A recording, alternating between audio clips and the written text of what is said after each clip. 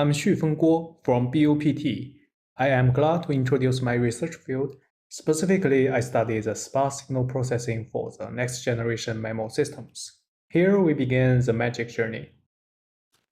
To give a simple and intuitive illustration of the problem I studied, let's first assume an example shown on this slide.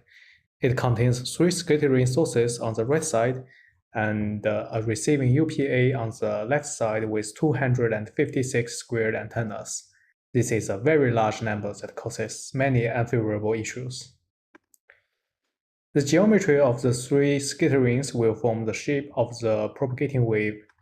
Then, if we directly observe the received signal without any pre-processing techniques, we will observe an enormous matrix with 256 squared non-zero elements. It is obviously too large for any post-processing. However, if we take the DFT transformation and transform the spatial domain signal into the angular domain, the non-zero elements within the matrix will corresponding to the 3 LAs of the scattering sources, respectively. Thus, the non-zero interest will be significantly reduced to the order of 3. The problem I solve is to better leverage the sparse characteristics in the next generation MIMO systems. The first aspect focuses on the representation of a channel matrix with sparse techniques.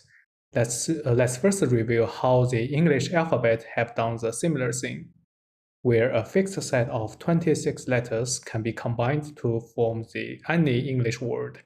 In another word, any English word, no matter how complex the represented meaning is, it can always be decomposed into the linear combination of 26 letters. Similarly, any MIMO channel can be represented as a linear combination of columns of a Fourier harmonic-based dictionary. In this combination process, any Fourier harmonic has a corresponding complex value weight vector termed the Fourier coefficients. One Fourier coefficient typically represents the power detected on a specific angular domain region.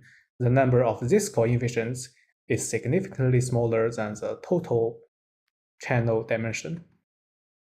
Although we have ways to represent the channel, a low complexity channel estimation algorithm is still needed. Here, we can use the structured sparsity. The structured sparsity is essentially the pattern describing how the non-zero interest will appear.